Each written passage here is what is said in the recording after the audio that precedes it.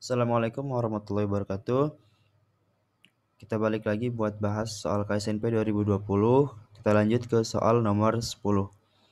Household sector in a country raises their consumption expenditure by $96 out of every $120 increase in their disposable income. If firms or corporations in the corresponding country increase their investment spending by $10 billion, then oke, jadi di soal ini kita bahas lagi materi tentang multiplier ya kan.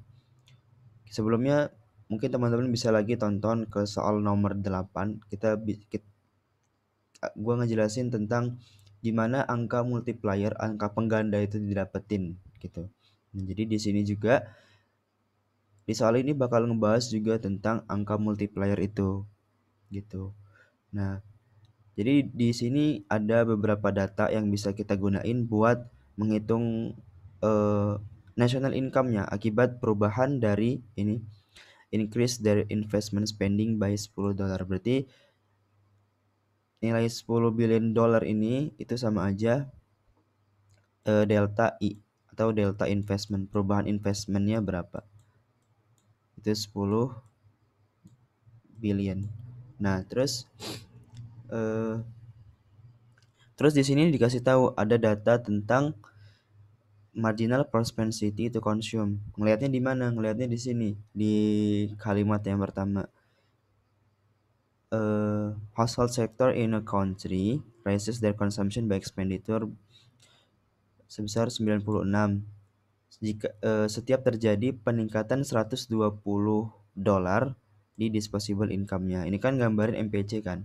MPC kan rumusnya delta C ya kan. Delta C per delta Y. Delta YD. Nah, di sini kan berarti kan ada peningkatan $96 setiap terjadi peningkatan 120 pada disposable income-nya. Ya kan? Nah, berarti ini gambarin nilai MPC-nya. Berarti MPC-nya berapa? MPC-nya 96 per 120 itu sama dengan 0,8 atau 5 per 4. Nah, di sini kita dapat angka multipliernya. Jadi ini kenapa angka multiplier nanti teman-teman bisa lihat lagi di soal nomor 8 gitu, kita dijelasin gimana dapatnya.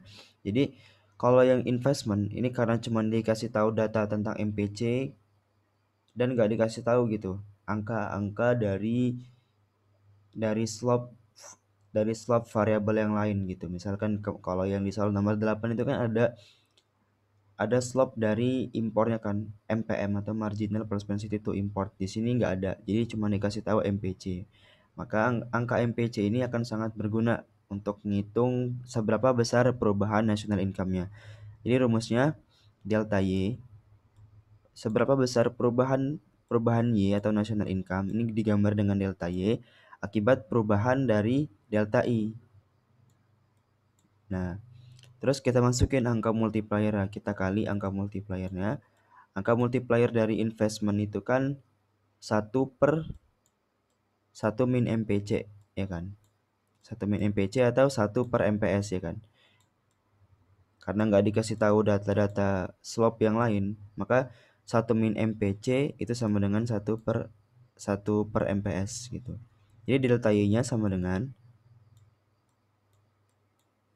delta I-nya kan 10 dikali 1 per MPS atau 1 min MPC.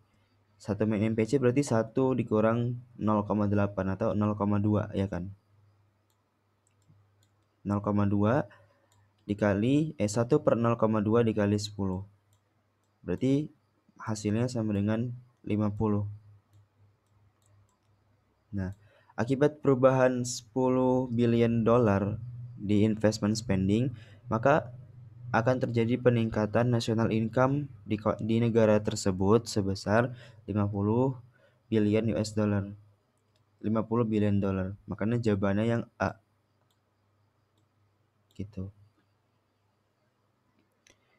Terus yang pilihan B, the government, the corresponding country can build many more infrastructure. Ini belum tentu ya, karena kita ngebahasnya di sini tentang angka gitu.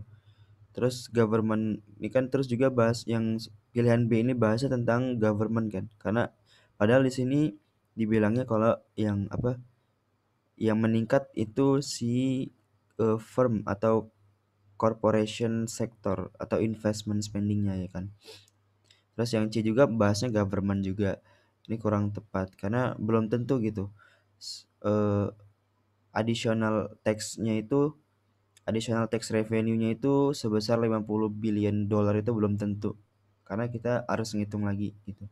Terus yang D juga salah karena household consumption-nya itu belum tentu meningkatnya segitu. Gitu.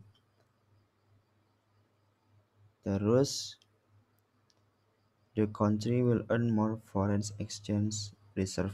Foreign exchange reserve ini devisa gitu. Ini juga belum tentu ya. Karena kan dia bahasnya tentang peningkatan investment terus berhubungannya dengan produksi yang ada di domestik gitu. Jadi kita belum bisa sebenarnya bisa ditentuin, cuman kayak kurang tepat aja untuk menjawab yang pilihan-pilihan lain gitu. Pilihan B, pilihan C, pilihan D, pilihan E. Itu kurang tepat. Karena yang benar-benar udah pasti jawabannya kita tahu itu yang pilihan A gitu. Jadi kalau nemu-nemu soal kayak gini, pilih pilihan yang benar-benar pasti gitu. Kalau yang A kan benar-benar pasti. Memang gara-gara 10 billion peningkatan di investment spending itu bakal meningkatkan 50 billion di national income. Itu benar-benar pasti. Jadi jawabannya yang A. Jawaban yang lain itu masih kurang tepat atau rancu gitu. Oke, mungkin itu aja pembahasan soal nomor 10. Semoga bermanfaat. Kita next di video berikutnya tentang soal berikutnya. Semoga bermanfaat. Terima kasih.